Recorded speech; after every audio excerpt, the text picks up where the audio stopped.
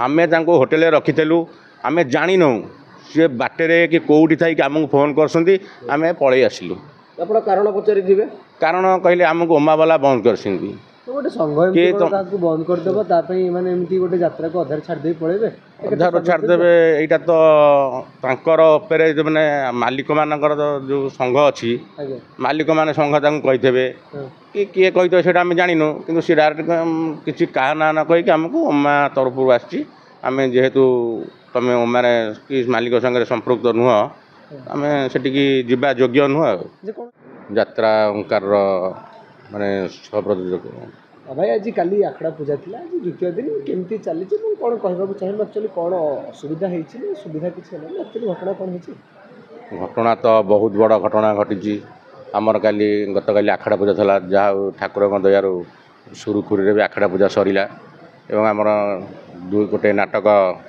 तार चाल फेरी जा गाँ डाकुची आमर सार अरुण बारिक एवं मलय राउत कलाकार मानक बसई प्रेस मीट करइले तब नाटक भी पढ़ाला जहाँ को जहाँ दायित्व दिगला नाटकर से कम भी सरला आज सका आम शुणा पाइलु ठीक 12टा गोटे सुधा आमर सारे जो रखीलु सार जो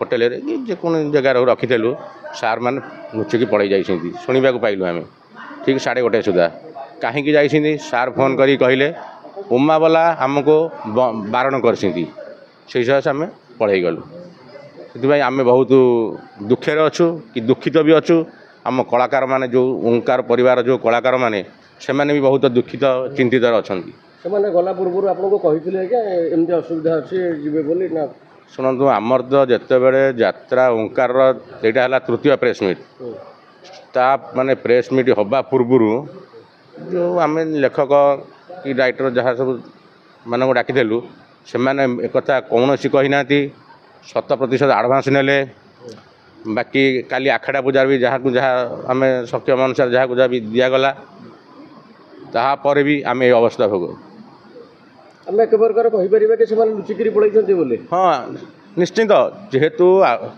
आम होटेल रखीलु आम जानिनु सी बाटे कि कौटी थी आमको फोन कर आम पलि आसिलु ଆପଣ କାରଣ ପଚାରିଥିବେ कारण कहले आमको ओमावाला बंद कर ଗୋଟେ ସଂଘ ଏମିତି କଣ କାହାକୁ ବନ୍ଦ କରିଦେବ ତା ପାଇଁ ମାନେ ଏମିତି ଗୋଟେ ଯାତ୍ରାକୁ ଅଧାରେ ଛାଡ଼ିଦେଇ ପଳେଇବେ अधार छाड़देवे यहाँ तो तांकर उपरे जो मैंने मालिक मानकर जो संघ अच्छी ଆଜ୍ଞା मालिक माने संघ कहीथे कि किए कही से आम जानू कि सी डायरेक्ट किसी क्या ना ना कहीकि आमको ओमा तरफ आम जेहेतु तुम ओमारे कि मालिक संगे संपृक्त नुह आम सेटिकी जीवा योग्य नुह जे कौन व्यक्तिर निजस्व बुद्धि विचार किसी ना गोटे संस्था सहित जड़ी हे पैसा ने आडभांस ने अधा बाटर छाड़ी पड़े जदि निजस्व बुद्धि विचार जार था आज ये जो कलाकार हंतसंत होती से कहीं हंते नहीं से निजस्व बुद्धि विचार अल्प बहुत समस्त अच्छी किंतु से ठीक बाटर प्रयोग करा जोड़ी होते कहते कि आम संघ ये सब जिन विषय आलोचना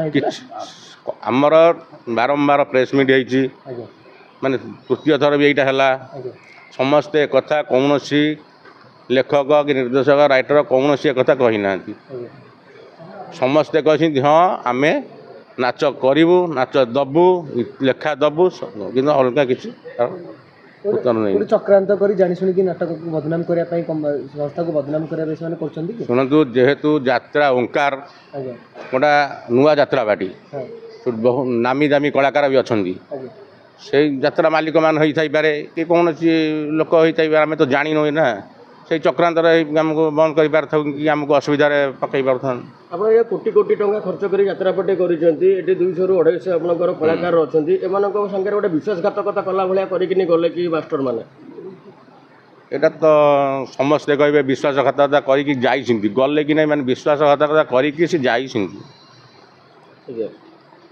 आगामी पदक्षेप कौन रहा आगामी पदक्षेप तो कलाकार माने मो कहते जदि आपण ओमा कि संघभुक्त जहाँ भी कहते जो कलाकार 150-200 कलाकार अच्छा जीविका दाना पानी दब किए ओमा देवे ना मालिक संघ देवे आमे समस्त कलाकार मानक 80% माने तांकर दरमा आकार पेमेंट कर सारी आमे से 80% कला मान पेमेंट करूँ ସେଇଟା ଆମକୁ କେଉଁ ଉମା ସଂସ୍ଥା ଦେବେ ନାହିଁ କି କେଉଁ ମାଲିକ ସଂଘ ବି ଏଥିରେ ପଇସା ଆମକୁ ରିଟର୍ଣ୍ଣ କରିବେନି। ଯେହେତୁ ତାଙ୍କ ପେଟ ପାଣି ପାଇଁ ଆମେ ସେମାନଙ୍କୁ ଦେଇଛୁ କି ସେମାନେ ତାଙ୍କ ପେଟ ପାଣି ପାଇଁ ଆମ ପାଖରେ ଅଛନ୍ତି।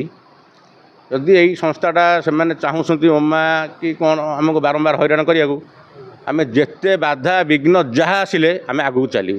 ଆଇନଗତ କୌଣସି କାର୍ଯ୍ୟାନୁଷ୍ଠାନ ନେବେ, ଥାନାରେ ଏଫଆଇଆର ଦେବେ ସେମାନେ? ସେ ଯାଏଁ ତ ଆମେ ଯାଇନୁ, ଯେହେତୁ କଳାକାର ସଂଘ ଆମ ସାଙ୍ଗରେ ଅଛନ୍ତି। ଆମେ ଯେତେ ଯାହା ଅସୁବିଧା ହେଉ ଆମେ ଆଗକୁ ଯିବୁ। କିନ୍ତୁ ଆମେ ପ୍ରଥମ ପ୍ରେସ୍ ମିଟ୍ରେ କହିଥିଲୁ ଆମର ଯାତ୍ରା ମାନେ ଆମେ ନୂଆ ଯାତ୍ରା ଅନୁଷ୍ଠାନ କରୁଛୁ, ଆମର ରେଲଚେଲ୍ 2 ମାସ ଯେଉଁ ହେବ ତା ଭିତରେ ଆମେ ଯାହା ନିଷ୍ପତ୍ତି ନେବୁ ମାଲିକ ସଂଘରେ ରହିବୁ, କ'ଣ ଆମେ ନିଷ୍ପତ୍ତି ନେବୁ ଏଇଟା ଆମେ ଆଗରୁ ଜାଣୁ। ଯେହେତୁ ଆମର ଗୋଟେ ପାର୍ଟି ନୂଆ ଯାତ୍ରା ପାର୍ଟି, ଆମର କାଲି ହେବ କି ନ ହେବ ସେଇଟା ବି ଆମେ କହିପାରିବୁନି କି ଆମେ ବାହାରିନୁ। ଆମକୁ ବାରମ୍ବାର ଚକ୍ରାନ୍ତ କଲେ।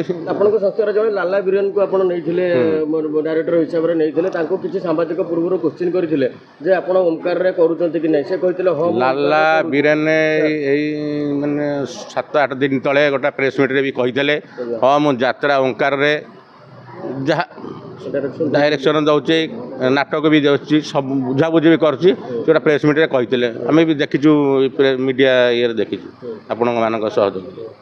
ତାପରେ ବି ସାର୍ ସେ ଚାଲିଗଲେ ଏ ଜାଗାରୁ।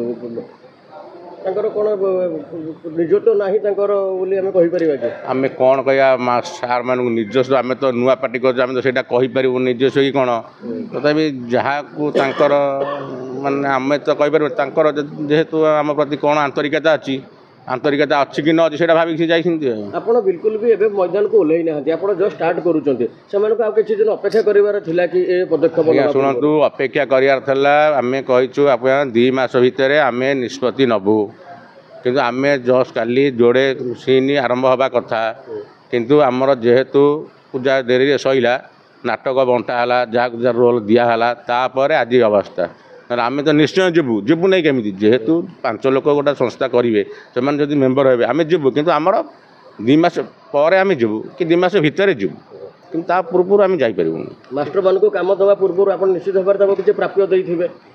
ସମସ୍ତଙ୍କୁ ପ୍ରାପ୍ୟ ଦିଆହେଇଛି, ଯାହାର ମାଷ୍ଟରଠୁ କଳାକାର ଏ ସଂସ୍ଥାରେ ଯେତେ ସବୁ ଅଛନ୍ତି ସମ୍ପୃକ୍ତ ସମସ୍ତଙ୍କୁ ଅଳ୍ପ ବହୁତ ପ୍ରାପ୍ୟ ଦିଆଯାଇଛି, କିନ୍ତୁ ସମସ୍ତ କଳାକାରମାନଙ୍କୁ 80% ପ୍ରାପ୍ୟ ଦିଆଯାଇଛି। ମାଷ୍ଟର ଯେତେବେଳେ ଲୁଚିକିରି ପଳେଇଲେ ଆପଣଙ୍କୁ ପ୍ରାପ୍ୟ ଫେରାଇବା ବିଷୟରେ କୌଣସି ଆଲୋଚନା କରିଛନ୍ତି? କିଛି ଆମେ ଆଲୋଚନା, ଆମେ ତ ଆସି କହିକା ପହଞ୍ଚୁଛୁ। ଆମେ ତ କିଛି କହିଛେ ଯେ ଲୁଚିକି ପଳେଇଲେ ଯେଉଁ କହିଛନ୍ତି କି ଆପଣଙ୍କୁ? ସେ ଆମକୁ କିଛି କହିନାହାନ୍ତି, କେବଳ ଆମେ ଆମରି ଓଙ୍କାର ପରିବାରର ଜଣେ ବରିଷ୍ଠ ସଦସ୍ୟ ସେଇମାନଙ୍କୁ ଅବଗତ କରାଇକି ଯାଇଛନ୍ତି। କ'ଣ କହିଛନ୍ତି? ନାଇଁ କହିଲେ ତ ଆମେ ଆଉ ଉମା ବୋଲା ଆମକୁ ବନ୍ଦ କରିଛନ୍ତି ଆଉ ଉମା କ୍ଷମା ମାଗନ୍ତୁ। ନାଇଁ ହଁ ଶୁଣନ୍ତୁ, ସେ କଥା କହିଛନ୍ତି କ୍ଷମା ମାଗନ୍ତୁ, ତ ସେ କଥା କହିନାହାନ୍ତି। ସେଠୁ ମାନେ କୌଣସି ଯାତ୍ରା ପାର୍ଟିର ମାଲିକ କିଛି ଯାତ୍ରା ସମ୍ପାଦକ ମାନେ ଆମ ଯାତ୍ରାର ଆସୋସିଏସନ୍ ଯେଉଁ ସମ୍ପାଦକ, ସେ ଆମର ଜଣେ ବୟସ୍କ ମାନେ ସଦସ୍ୟଙ୍କୁ ଫୋନ୍ କରିକି ଅଛନ୍ତି, ଯେଉଁ 2 ଜଣ କଳାକାର ଅଛନ୍ତି, ଆପଣ ତୁଳସୀ ମାଲିଙ୍କର ପାର୍ଟିର ଯାହା ଭୁଲ ମାଗିବା କଥା, ଯାହା ପାଖରେ ବି ଭୁଲ କରିଛନ୍ତି ତାଙ୍କୁ ଯାଇ କ୍ଷମା ମାଗନ୍ତୁ। ଆପଣ ଏବେ କହିବେ ଆପଣ କଳାକାର ନରିପଣ୍ଡା ମାମୁନି କହିବେ କ୍ଷମା ମାଗିବେ? ଶୁଣନ୍ତୁ, ଆମେ ତ ସିଏ କ'ଣ ଭୁଲ କରିଛନ୍ତି କିଏ କ'ଣ ଭୁଲ କରିଛି ଆମେ କହିନୁ। ଆମେ କେମିତି ତାଙ୍କୁ କହିବୁ ତାଙ୍କୁ କ୍ଷମା ମାଗିବାକୁ? କାରଣ ଆମେ ନୂଆ କରିଛୁ, ଆପଣଙ୍କୁ କହୁଛୁ, ଆମେ କେମିତି କହିବୁ କ୍ଷମା ମାଗିବେ? ନରିପଣ୍ଡା ଆଉ ମାମୁନିକୁ ଆପଣ ନେଲାରୁ ଆକ୍ରୋଶମୂଳକ ଭାବରେ ଆପଣଙ୍କ ପ୍ରତି ଏଇ ଟାଇପ୍ର କରାଯାଉଛି। ଶୁଣନ୍ତୁ, କେବଳ ସେମାନେ ନୁହନ୍ତି, ଯେତେ କଳାକାର ଆମର ଆସିଛନ୍ତି ସମସ୍ତଙ୍କୁ ନେଇକି ଆକ୍ରୋଶମୂଳକ ଭାବେ ଆମକୁ ହଇରାଣ କରିବା ପାଇଁ ପଦକ୍ଷେପ ନେଉଛନ୍ତି।